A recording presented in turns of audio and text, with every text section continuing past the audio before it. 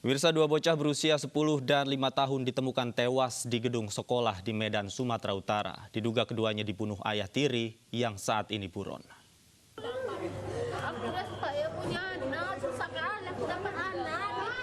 Ibu dari korban menangis histeris mengetahui kedua buah hatinya tewas dalam kondisi mengenaskan.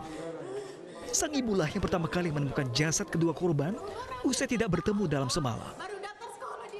Kedua korban bocah laki-laki ini, yakni IF berusia 10 tahun dan RA berusia 5 tahun, ditemukan tewas mengenaskan di dua tempat berbeda. Tepatnya di gedung sekolah di Medan, Sumatera Utara. Kedua korban mengalami luka di bagian kepala dengan salah satu jasadnya ditutupi oleh triplek bangunan. Sang ibu pun baru mengetahui lokasi keduanya usai sang suami yang merupakan ayah tiri memberitahukan keberadaan kedua korban melalui pesan di media sosial. Si anaknya ini, si korban ini minta es krim sama ayahnya. Yang minta es krim nggak dikasih, jadi si anaknya ini bilang gini, entah yang kecil entah yang besar ngomong gini, udahlah nanti pulang aja lah kita, nanti bilang sama mama cari ayah baru. Di situ diantukkannya kepalanya, katanya di sini dia ngechat. Kini pihak kepolisian lakukan pengejaran terhadap ayah tiri kedua korban yang diduga sebagai pelaku pembunuhan. Dari Medan, Sumatera Utara, Adi Palapa Harahap, iNews melaporkan.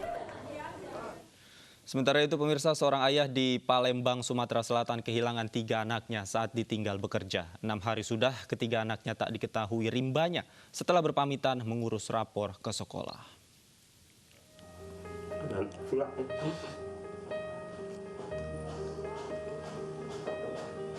Jangan ninggalin anak ayah sendiri gitu. Ayah juga kerja untuk anak-anak. Rahmat, warga Palembang, Sumatera Selatan tak kuasa menutupi kesedihannya setelah mengetahui ketiga buah hatinya hilang. 6 hari sudah upaya Rahmat mencari ketiga anaknya tidak membuahkan hasil.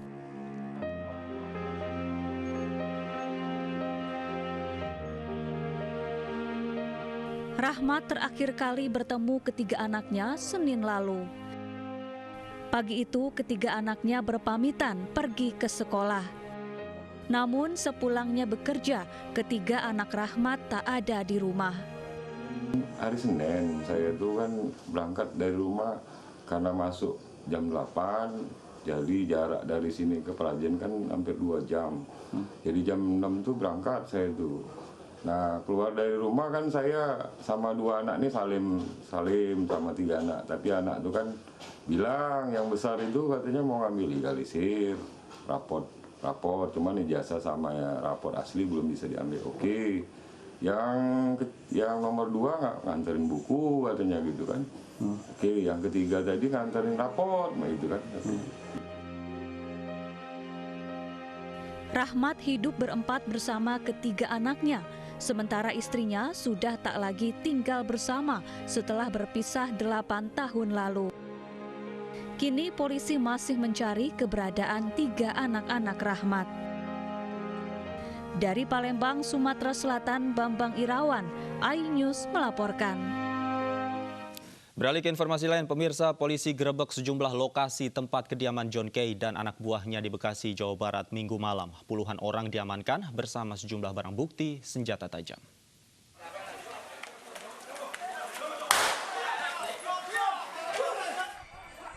Puluhan personel polisi menggerebek tempat tinggal John Kay di perumahan Titian Indah, Kota Bekasi, Jawa Barat Minggu malam.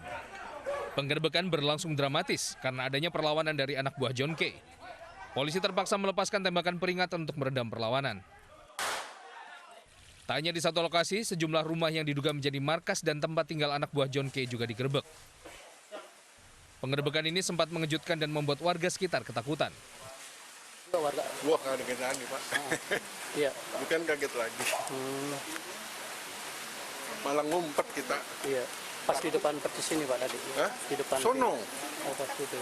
Di blok Sono. Ada ratusan anggota ya, Pak? Hasil penggerebekan, polisi amankan 25 orang yang langsung dibawa ke Mapolda Metro Jaya. Dari 25 orang yang diamankan, salah satunya adalah John Kay yang menjadi pemimpin geng. Selain mengamankan John Kay dan anak buahnya, polisi juga mengamankan puluhan senjata tajam, plat nomor kendaraan, dan handphone. Diduga barang bukti ini digunakan dalam serangkaian aksi penyerangan dan penganiayaan di Cengkareng, Jakarta Barat dan Tangerang, Banten hari Minggu kemarin. Inisial JK dan C sementara masih kita lakukan pemeriksaan, sementara yang lain yang merupakan anggota daripada JK sendiri yang pada saat kita akan melakukan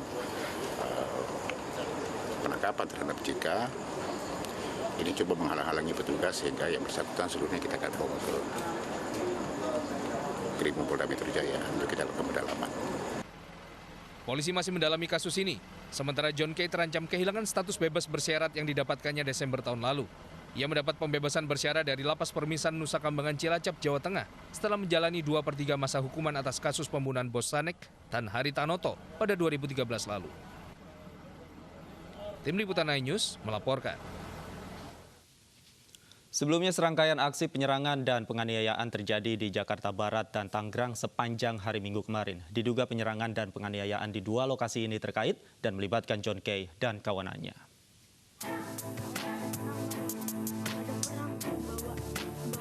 Sejumlah orang memaksa masuk ke salah satu rumah warga di klaster Australia perumahan Green Lake City, Tangerang, Banten, Minggu siang. Kawanan orang tak dikenal ini merusak rumah dengan memecahkan kaca. Terdengar suara yang diduga tembakan dari lokasi. Dari keterangan warga sekitar, gerombolan orang tak dikenal itu awalnya menerobos masuk ke dalam perumahan warga dan menodong pistol kepada petugas keamanan. Gerombolan orang yang ingin keluar perumahan kemudian dihadang petugas keamanan. Namun gerombolan ini justru menabrak petugas keamanan sehingga 2 petugas terluka. Sementara di kawasan Duri Kosambi, Cengkareng, Jakarta Barat, peristiwa penganiayaan terjadi. Korban Justus Korwing Rahakbau berusia 46 tahun diduga dikejar dan dianiaya sekelompok orang. Korban sempat dievakuasi ke rumah sakit namun nyawanya tidak tertolong. Saksi mata menyebut pelaku penganiayaan berjumlah 5 orang. Polisi masih menyelidiki kasus penganiayaan ini. Diduga penganiayaan ini berkaitan dengan aksi perusakan sekelompok orang di perumahan elit di Tangerang, Banten. Tim Liputan iNews melaporkan. Pemirsa, nama John K. lekat dengan sejumlah aksi kriminalitas di tanah air. Belum lama menghirup udara bebas dari lapas dan masih berstatus bebas bersyarat. Kini John K. kembali tersandung kasus hukum. Hari ini pula saya merasa begitu bahagia dan kebebasan hari ini. Dan mungkin setelah saya bebas dan saya kembali hidup bersama keluarga saya, mungkin kehidupan saya yang lama, saya tinggalkan semua kehidupan saya yang lama. Amin.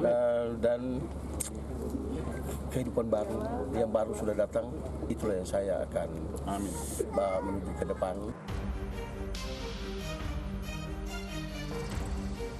Inilah janji John Refra K alias John K saat mendapat pembebasan bersyarat dari Lapas Permisan Nusa Kambangan Cilacap, Jawa Tengah Desember tahun lalu. Kala itu John K mendapat pembebasan bersyarat setelah menjalani 2/3 masa hukuman atas kasus pembunuhan bos Sanek Tan Hari Tanoto pada 2013 lalu.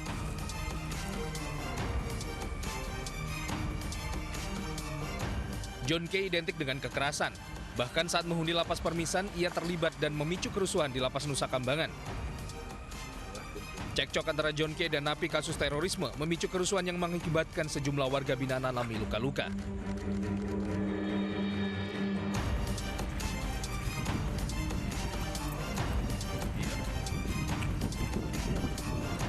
Penjara ternyata tak membuat John K jera. Status bebas bersyarat ternyata tak menghentikan aksinya. Yang terkini ia kembali berurusan dengan polisi atas kasus penyerangan dan penganiayaan yang terjadi di Tangerang, Banten dan Cengkareng, Jakarta Barat hari Minggu kemarin. Ia dan puluhan anak buahnya digelandang ke Polda Metro Jaya untuk diperiksa. Bila terbukti bersalah, John K akan kembali meringkuk di tahanan dalam waktu yang tentunya tak singkat. Tim Liputan iNews melaporkan. Beralih ke informasi terkait perkembangan penyerangan Wakapolres Karanganyar, Jawa Tengah, pemirsa, polisi hingga kini belum mengetahui motif penyerangan terhadap Wakapolres. Namun keluarga terduga pelaku sudah diminta tes pencocokan DNA.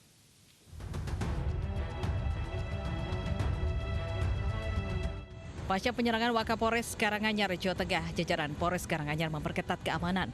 Pintu masuk dijadikan satu akses untuk mempermudah pemeriksaan. Alat berat, barakuda, dan personel BRIMOB juga disiagakan di Mapolres. Pada saat dia melakukan kegiatan, ada orang tidak dikenal dengan membawa sabit mengejar salah satu pamen kita. Jadi Wakapolresnya dikejar, kemudian di senjata itu ditolak mengenai tangan, kemudian sopirnya juga demikian, dikejar-kejar, diambil tindakan, dilumpuhkan. Sementara keluarga terduga pelaku KW mengaku kedatangan tim Inafis Polda Jawa Timur dan Densus 88 Mabes Polri di rumahnya. Kedatangan tim tersebut untuk mengambil sampel darah dan rambut ibu kandung untuk dilakukan pencocokan DNA. Sebelumnya Wakapolres Karanganyar Kompol Busroni diserang oleh orang tak dikenal saat mengikuti gelar susur gunung di pos pendakian Cemboro Kandang. Akibat serangan tersebut, Wakapolres mengalami luka ringan. Ajudan Wakapolres mengalami luka bacok di sejumlah bagian dan satu warga sipil juga terluka. Sementara itu pelaku berhasil dilumpuhkan dan meninggal saat perjalanan ke rumah sakit.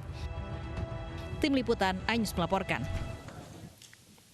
Pemirsa, 3 pengunjung restoran di Jakarta tercebur ke dalam sumur sedalam 12 meter. Mereka tercebur setelah bersuah foto di atas sumur yang ditutup dengan papan.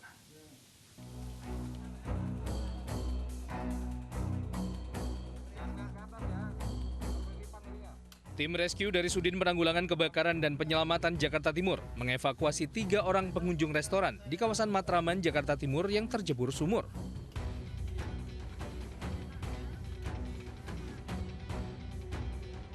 Korban yang terjebur sumur sedalam 12 meter ini 2 diantaranya anak-anak. Proses evakuasi terkendala lubang sumur yang sempit dan terhalang pipa.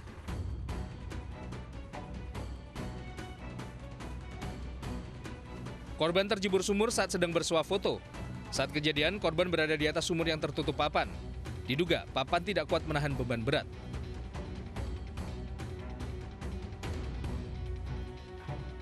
Agak sulit, kan diameter hanya 1 meter. Kalau kita menggendong 2 orang, mungkin berbenturan. Dan ada perawan ke bawah. Kedalamannya berapa?